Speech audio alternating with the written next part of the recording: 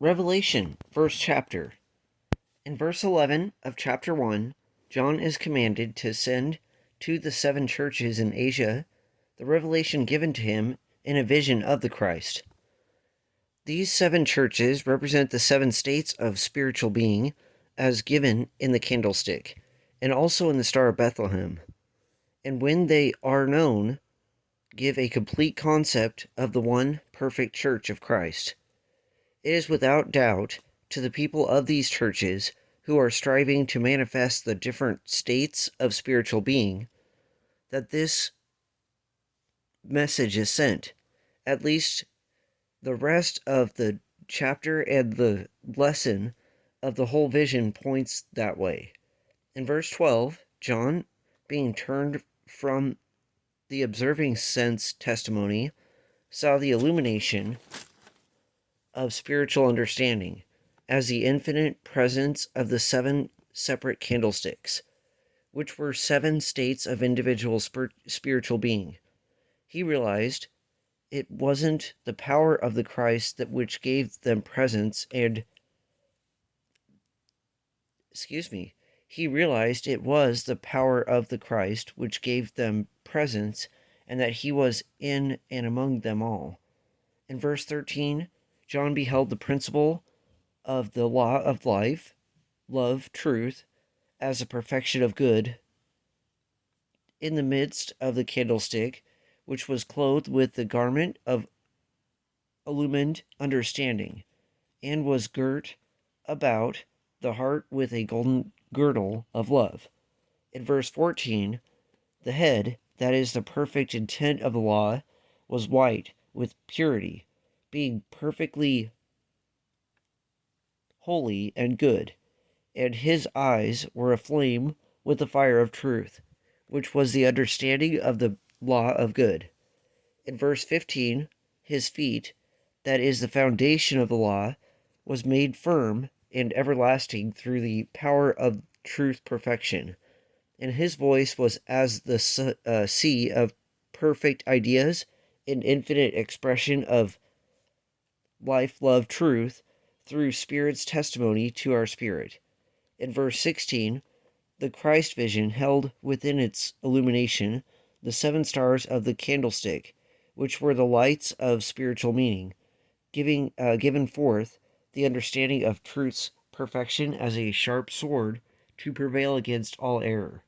In verse 17, St. John realized his mortal impotence and beheld mortality in comparison to perfection as nothingness. But our Savior said to fear not, for I am thy first understanding in the obedience as the living action of love, and also thy ultimate and final understanding of love's substance in wisdom. In verse 18, we all know that the Christ law is the key which unlocks the bondage of death and hell, freeing us from its fearful mortal concepts of fury and confusion, and is the understanding which prevails over all evil, loosening our bonds of suffering because of sin, for it is to utterly destroy the false testimony of the carnal sense mind. In verse 20, the vision tells St. John that the 7 stars are the angels, the soul entities of the 7 churches. These stars are the spiritual light and power of understanding in the 7 candlesticks, and that the 7 candlesticks are the substance of the churches as the Christ law, or the churches themselves. And in the next 2 chapters is given Christ's guiding words of advice and warning to the members of the churches. Each branch of the candlestick represents an individual church as a state of spiritual being, which is a phase of mind in the one law. We are all to attain each individual state of understanding within mind, being, in order to gain membership in the perfect church, which is apart from all political organizations as a church. The candlestick gives the 7 stages of the one perfect church as the complete law of the Christ mind, and we must pass through and attain the soul experience of each one of the branches before we are qualified to realize the last and final stage of the church of Laodicea and have a seat with our Savior in his throne. The Church of Life of Love, Revelation 3:1. The Spirit of Obedience as the angel of the Church of Sardis, or Sardis. Verse 1. I know thy works, that thou hast a name, that thou livest obedience, and art dead, not knowing that obedience is the life of love. In verse 5, shall be clothed in white raiment, holiness. These refer to the realm of love. Verse 2, be watchful and strengthen your knowing of the law, for I have not found thy works as expressions of love and obedience perfect before God. Verse 3, we are told that there is no place of safety except to live in obedience, actual loveliness. Also, that no excuse for disobedience will be admissible, for we are commanded to walk in the law. Verse 4, there are some who are obedient in loveliness, not having defiled their garments in hate for any cause, and they shall walk with the Christ in consciousness of the law's good, and therein be made perfect, because they are worthy and deserving of holiness. Verse 5, him that overcomes disobedience as fear or hate, and manifests obedience as loveliness, I will confess this individuality before my Father and his angels, and he shall be clothed in holiness and harmony as the perfect state of love. The Church of the Love of Truth, Revelation 2:12. The Spirit of Harmony as the angel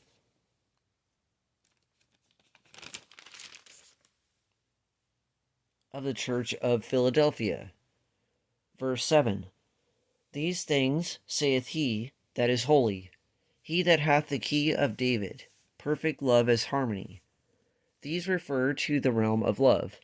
Verse 8, behold, I place before thee an open door, the law of love, and no man can overcome it, for thou hast but little strength, it being hidden by mortal concepts of weakness. Still through strength thou hast kept my law, and not denied my name as the life, love, truth, meaning of God, of good. Verse 9, behold, I will make this discordant mortal consciousness to come and worship before thee in the law, that they may learn to know the truth of love as a harmony of spiritual presence. Verse 10, having the spiritual consciousness of harmony firmly fixed in the soul, then will evil be cast out and we be protected therein.